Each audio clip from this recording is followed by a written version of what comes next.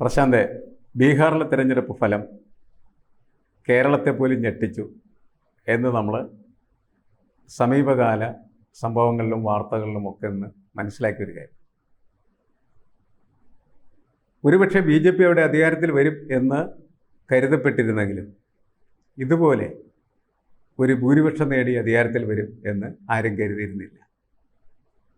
പക്ഷെ എല്ലാ കണക്കുകൂട്ടലുകളും തെറ്റിച്ചുകൊണ്ട് വളരെ കൃത്യമായ ആസൂത്രിതമായിട്ടുള്ള പദ്ധതികളുടെ BJP അവരുടെ അജണ്ട നടപ്പാക്കുകയും BJP അവിടെ അധികാരത്തിലേക്ക് തിരിച്ചു വരികയും ചെയ്യും. അധികാര തുടർച്ച.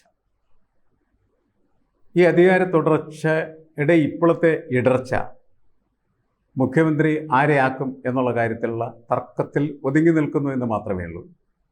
മഹാരാഷ്ട്രയിലേതുപോലെ BJPക്ക് ഇപ്പോൾ തന്നെ മുഖ്യമന്ത്രി കസേരയിലേക്ക് കയറിയിരിക്കാൻ പറ്റുന്ന തരത്തിലല്ല വൻ ഭൂരിപക്ഷം ലഭിച്ചെങ്കിലും അവിടുത്തെ ഇക്വേഷൻസ്. കാരണം നിതീഷ് കുമാറിൻ്റെ പാർട്ടി പൊട്ടിപ്പൊളിയാതെ ഒറ്റക്ക് നിൽക്കുകയും അതോടൊപ്പം കോൺഗ്രസും അസൈദുവിൻ്റെ ആളുകൾ, പിന്നെ കോൺഗ്രസ്, ഇടതുപക്ഷം, ഇവരെ കൂടി ചേർന്ന് കഴിഞ്ഞാൽ ഏതാണ്ട് 126 സീറ്റ് വരും. 123 ഭൂരിപക്ഷത്തിന് വേണ്ടി. ഇപ്പോൾ BJP ഇപ്പോൾ കയറി ഒരു ഉടക്കുണ്ടാക്കിയാൽ അതിനെ പ്രതിരോധിക്കാൻ ആവശ്യമായിട്ടുള്ള ശേഷി നിതീഷിനുണ്ട് എന്നുള്ളതിൻ്റെ പേരിൽ നിതീഷ് തന്നെ ആയിരിക്കും മുഖ്യമന്ത്രി എന്ന് നമുക്ക് കരുതാം. എന്തായാലും ആ തർക്കം അവിടെ നിൽക്കട്ടെ. നമ്മളുടെ ചോദ്യം ഇതാണ്: ഈ തെരഞ്ഞെടുപ്പ് കേരളത്തിലെ കോൺഗ്രസിനെ എങ്ങനെ ബാധിക്കും എന്നുള്ളതാണ്. കേരളത്തിലെ കോൺഗ്രസിനെ അല്ല സർ, ഇന്ത്യയിൽ ഉടനീളമുള്ള കോൺഗ്രസിനെ ഇത് ബാധിക്കും. കഴിഞ്ഞ ദിവസം നമുക്ക് ഏറ്റവും പ്രധാനപ്പെട്ട രസം എന്ന് പറഞ്ഞാൽ പ്രധാനമന്ത്രിയുടെ ഒരു പ്രസ്താവന ഉണ്ടായിരുന്നു, കോൺഗ്രസ് പിളരുമെന്ന്. ഇത് പേഴ്സൺ മാസ്റ്ററിനും എനിക്ക് ഇപ്പോൾ തോന്നുന്നു ഇനി കോൺഗ്രസ് എവിടെ പിളരാൻ? ഇനി പിളരാൻ പറ്റിയൊരു കോൺഗ്രസ് ഇപ്പം ഇന്ത്യയിൽ ഉടനീളം ഉണ്ട് എന്ന് എനിക്ക് തോന്നുന്നില്ല. പിളരാൻ പറ്റിയൊരു കോൺഗ്രസ് ഉണ്ടായിരുന്നു എനിക്കൊന്ന് നേരത്തെ ഈ കാശ്മീരിൽ നിന്നുള്ള കോൺഗ്രസ് വിട്ടൊരു നേതാവുണ്ടല്ലോ, പഴയ പുറകോട്ട് പരിശോധിക്കുമ്പോൾ അഹമ്മദ്. അതെ അഹമ്മദ് അല്ലല്ലോ, പട്ടേൽ. പട്ടേൽ മുസ്ലിം നേതാവ് കാശ്മീരിൽ നിന്നുള്ള. ഇപ്പം അത് സ്വന്തമായിട്ടൊരു പാർട്ടി ഉണ്ടാക്കിയിട്ടുണ്ട്. അതുപോലെ ഈ ശശി തരൂരും എല്ലാം കൂടെ ഉള്ളവരും. പക്ഷെ ഇപ്പം അതിനകത്ത് അതിന് പ്രാപ്തമായിട്ടുള്ളൊരു സംവിധാനമോ പാർട്ടിയോ ഇല്ല. മാത്രവുമല്ല, കോൺഗ്രസിന് അപ്രമാദിത്വമുള്ള അല്ലെങ്കിൽ രാജസ്ഥാൻ അതുപോലുള്ള ഈ കോൺഗ്രസ് ഉള്ള സ്ഥലമുണ്ടല്ലോ, ഗുജറാത്തിലും കോൺഗ്രസ് ഉണ്ട്. അവിടെയെങ്കിലും ഈ പറയുന്നത് പോലെ കോൺഗ്രസിനകത്ത് ഇനി നാളെ കാലത്തെ ഒരു പ്രതീക്ഷ ഉണ്ടാവുന്ന തരത്തിൽ അല്ലെ കോൺഗ്രസിനെ പ്രൊമോട്ട് ചെയ്യുന്നതിനോ അല്ലെങ്കിൽ മറ്റു കാര്യത്തിനോ ഒക്കെ നേതാക്കന്മാർ നിൽക്കുന്നില്ല. വരുവാണെങ്കിൽ ഒന്ന് പരീക്ഷിച്ച് നോക്കാം, സാധ്യതയുണ്ടോ എന്ന് നോക്കാം എന്നുള്ള രീതിയിലേക്കാണ് കാര്യങ്ങൾ. ഇനിയുള്ളതെന്ന് പറഞ്ഞാൽ കേരളത്തിലെ ചില നേതാക്കന്മാർക്കാണ് അതിനകത്ത് പ്രതീക്ഷയുള്ളത്. കഴിഞ്ഞ ദിവസത്തെ രമേശ് ചെന്നിത്തലയുടെ പറച്ചിലനുസരിച്ച് കേരളത്തിലും ഇനി സാധ്യത ഉണ്ടാകുമെന്ന് തോന്നുന്നില്ല. കാരണം രമേശ് ചെന്നിത്തല എത്ര പറയുമ്പോഴും നമ്മൾ യാഥാർത്ഥ്യങ്ങൾ ഉൾക്കൊള്ളാതെ മുന്നോട്ട് പോയിട്ട് കാര്യമൊന്നും. ഇവിടെ തന്നെ സംഭവിച്ചതെന്ന് പറഞ്ഞാൽ ഇവിടെ BJP അധികാരത്തിൽ വരത്തില്ലായിരുന്നു. പേഴ്സൺ മാസ്റ്റർ BJP അധികാരത്തിൽ വരത്തില്ല എന്നുള്ള കാര്യത്തിൽ BJPക്ക് പോലും തർക്കമില്ലായിരുന്നു. ആരാ?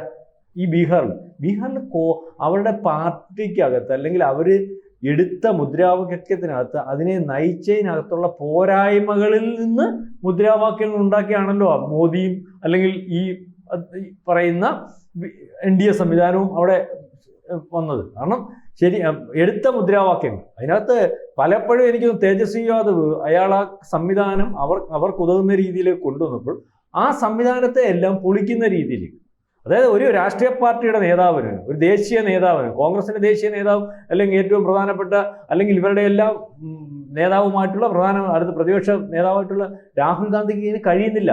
എന്നാൽ കഴിയുന്നില്ല എന്നുള്ള അദ്ദേഹം സമ്മതിക്കുന്നില്ല. അദ്ദേഹത്തിന് അപ്രമാദിത്വം വേണം. അദ്ദേഹം അവിടെ നടത്തിയ പരിപാടികൾ ഈ പറയുന്നത് ഓട്ട്ചോരി യാത്ര എന്ന് പറഞ്ഞിട്ട് അത് എടുത്തു. ആ മുദ്രാവാക്യം എടുത്തതിന് ശേഷം അദ്ദേഹത്തെ ആ ഉടനീളം കാണിച്ച ഗോഷ്ഠികളൊക്കെ അദ്ദേഹം നടത്തിയ പ്രസ്താവനകൾ, ഏറ്റവും അവസാനം മോദിയുടെ അമ്മയ്ക്ക് പറയുന്നതിന് വേണ്ടിയുള്ള അവസരം അവിടെ കൊടുത്തു.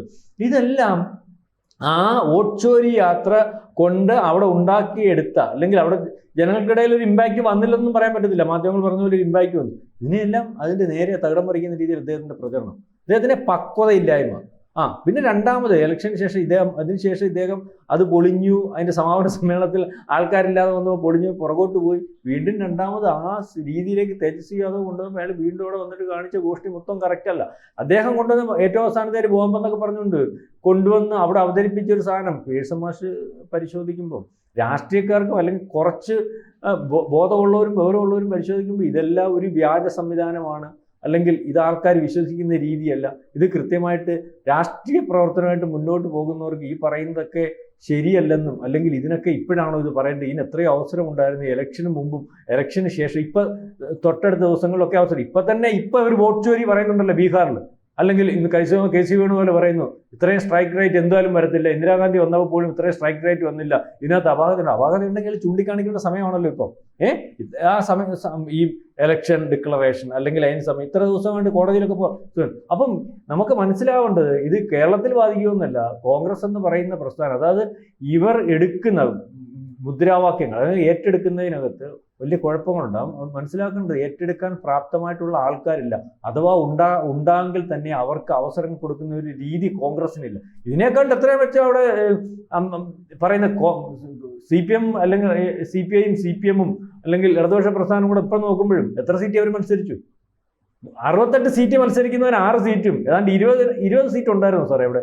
അവർക്ക് അതിനെക്കാട്ടി കൂടുതൽ സീറ്റുണ്ട്. കഴിഞ്ഞ പ്രാവശ്യം അതേ രീതിയിൽ 19 സീറ്റാണ് കോൺഗ്രസിന് കിട്ടിയത്, മറ്റവർക്കെല്ലാം കൂടെ കൂട്ടുമ്പം അതിനെക്കാട്ടി കൂടുതലുണ്ടായിരുന്നു. അപ്പം ഇടതുപക്ഷത്തിന് അതിനെക്കാട്ടി കൂടുതലുണ്ട്.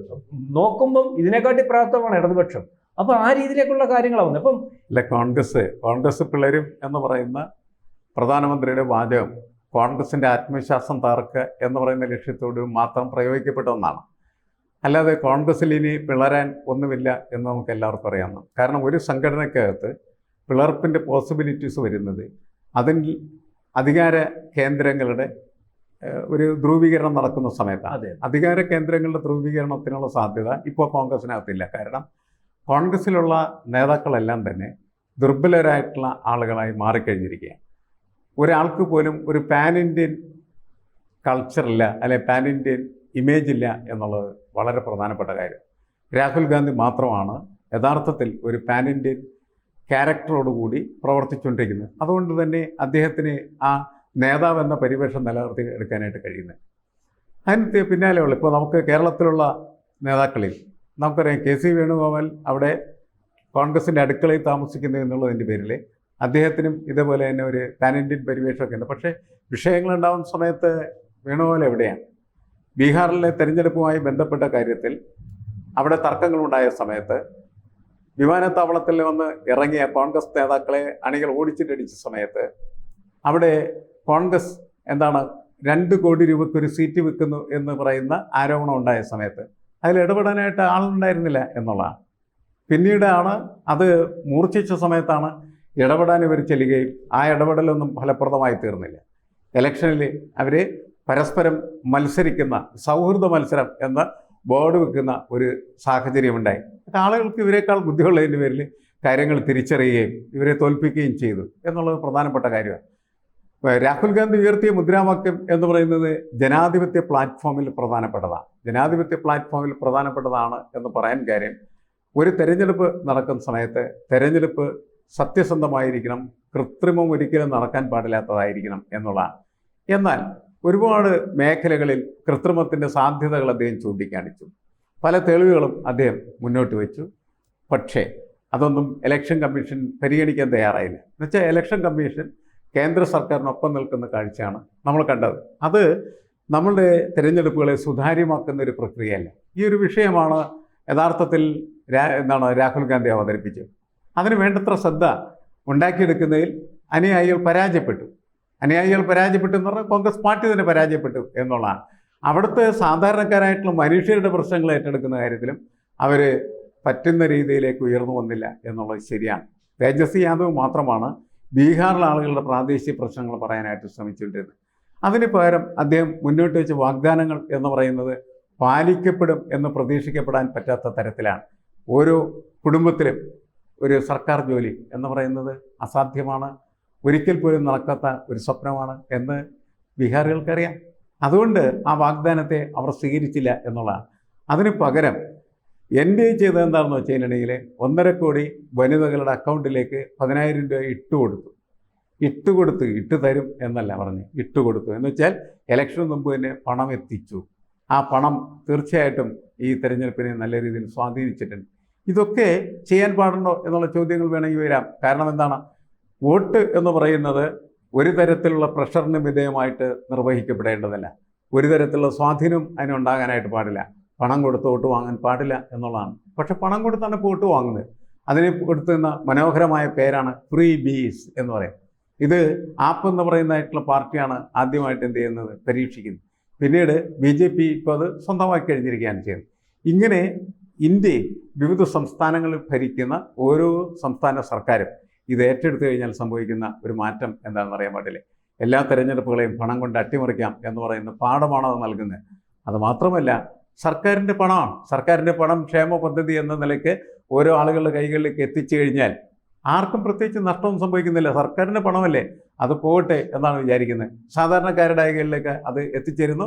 തെരഞ്ഞെടുപ്പിൻ്റെ പ്രത്യേക ഘട്ടങ്ങളിൽ ഇത്തരത്തിലുള്ള വലിയ അഴിമതി പോലെയുള്ള ഒരു പ്രക്രിയയായിട്ടത് രൂപാന്തരപ്പെടാനുള്ള സാധ്യതയും കൂടുകയാണ് ചെയ്യുന്നത്. അപ്പോൾ സാർ പറഞ്ഞ കാര്യം ശരിയാണ്. ഇപ്പോൾ ഇതിനകത്ത് ഫ്രീ ബീസ് കൊടുത്തത് എന്ന് പറയുമ്പോൾ, ഫ്രീ ബീസ് ആദ്യമേ ആം ആദ്മി പാർട്ടി കൊണ്ടുവരുന്നു, അതിനുശേഷം കോൺഗ്രസ് പിന്തുടർന്നുകൊണ്ടേയിരുന്നു.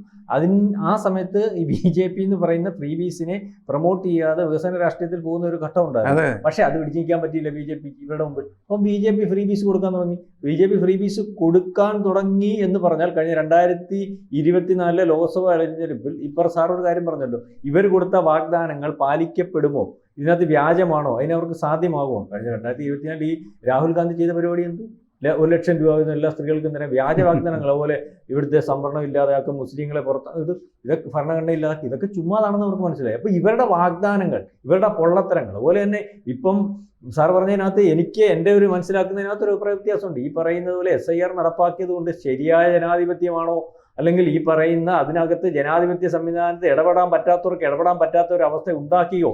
ഈ പശ്ചിമ ബംഗാളിലും അല്ലെങ്കിൽ ഈ രോഹിംഗ്യ മുസ്ലിങ്ങളുടെയും അവിടെ നിന്ന് നീക്കം ചെയ്തപ്പോൾ, കഴിഞ്ഞ പ്രാവശ്യം OBC ജയിച്ചിരുന്നിടത്താണ് ഇത്രയും വോട്ടവിടെ വന്നത്. അവർ നീക്കം ചെയ്തപ്പം പൂർണ്ണമായിട്ടും അവിടുത്തെ ജനാധിപത്യത്തിനകത്ത് അല്ലെങ്കിൽ അവിടുത്തെ ഇന്ത്യയിലെ ജനങ്ങൾ വോട്ട് ചെയ്തപ്പോൾ ഇങ്ങനെ വന്നതാണോ എന്നും പരിശീലിക്കുന്നുണ്ട്. കഴിഞ്ഞ പ്രാവശ്യം ഇവരെ മാറ്റാത്തത് കൊണ്ടായിരിക്കും ഒരുപക്ഷെ കിട്ടും.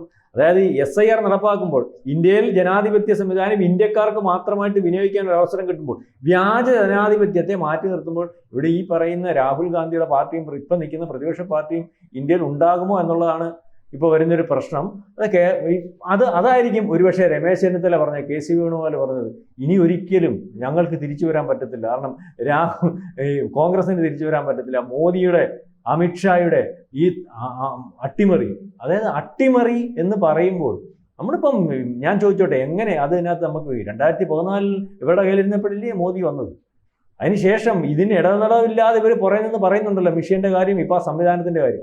എന്തായാലും ഒരു പ്രതിപക്ഷ പാർട്ടി, ബലമുള്ള പാർട്ടി, ഇന്ത്യയിൽ മൊത്തം നിൽക്കുന്ന പാർട്ടി സംവിധാനത്തിനകത്ത് കാണിച്ചിരുന്നെങ്കിൽ, സമ്മതിച്ചു, ഞാൻ കാണിച്ചിരുന്നു പറയാം, കാണിച്ചിരുന്നെങ്കിൽ അതിനകത്ത് നോട്ട് ചെയ്ത് കൊടുക്കുമ്പോൾ, ഇത്രയും പ്രശ്നമാണെന്ന് പറയുമ്പോൾ, കുഴപ്പമാണെന്ന് പറയുമ്പോൾ ആ ബീഹാറിൽ അതിന് ആ ഉദ്യോഗസ്ഥന്മാർ തയ്യാറാവുമോ? ഇനി കോടതിയും സംവിധാനങ്ങളും മറ്റൊന്നും മറിച്ചൊക്കെ ഉണ്ടല്ലോ. അപ്പം ഇതിനകത്ത് ഇവർ കാണിച്ചുകൊണ്ടിരുന്നതെന്ന് ഞാൻ വിചാരിക്കുന്നു.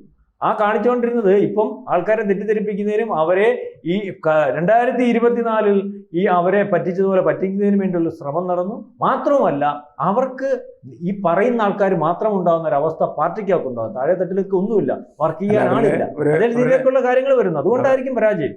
അവരുടെ സംഘടനാ സംവിധാനം ശരിയാക്കാത്തിടത്തോളം കാലം അവർക്ക് തിരിച്ചുവരവ് സാധ്യത. വീണ്ടും തിരിച്ചു വരണം എന്ന് ഇന്ത്യൻ നാഷണൽ കോൺഗ്രസ് ആഗ്രഹിക്കുന്നുണ്ടെങ്കിൽ ഇന്ത്യയെ ഒട്ടൊക്കെ അവരുടെ സംഘടനാ സംവിധാനത്തെ ശക്തിപ്പെടുത്തേണ്ടത് ആവശ്യമാണ്. കരുത്തുള്ള ഒരു സംഘടനയിലൂടെ മാത്രമേ അവർക്ക് നിലനിൽക്കുന്ന ഭരണകൂടത്തെ മാറ്റി സ്ഥാപിക്കുന്നതിന് വേണ്ടിയുള്ള പ്രവർത്തനത്തിൽ ഏർപ്പെടാൻ കഴിയുള്ളൂ. കാരണം BJP എന്ന് പറയുന്നത് RSS എന്ന് പറയുന്ന ഒരു കേഡർ സംവിധാനത്തിൻ്റെ പാർട്ടിയാണ്. ആ കേഡേഴ്സ് വളരെ കൃത്യമായിട്ട് എല്ലാ കാര്യങ്ങളും ചെയ്യുന്ന സമയത്ത് ഇപ്പുറത്ത് ഒരു കേഡറിസമില്ലാതെ വെറുതെ അലഞ്ഞിരിഞ്ഞ് നടക്കുന്നതായിട്ടുള്ള ആൾക്കൂട്ടമായിട്ട് കോൺഗ്രസ് മാറുമ്പോൾ കോൺഗ്രസിന് തിരഞ്ഞെടുപ്പുകൾ ജയിക്കാൻ കഴിയും എന്ന് വിശ്വസിക്കുന്നതിൽ അർത്ഥമില്ല.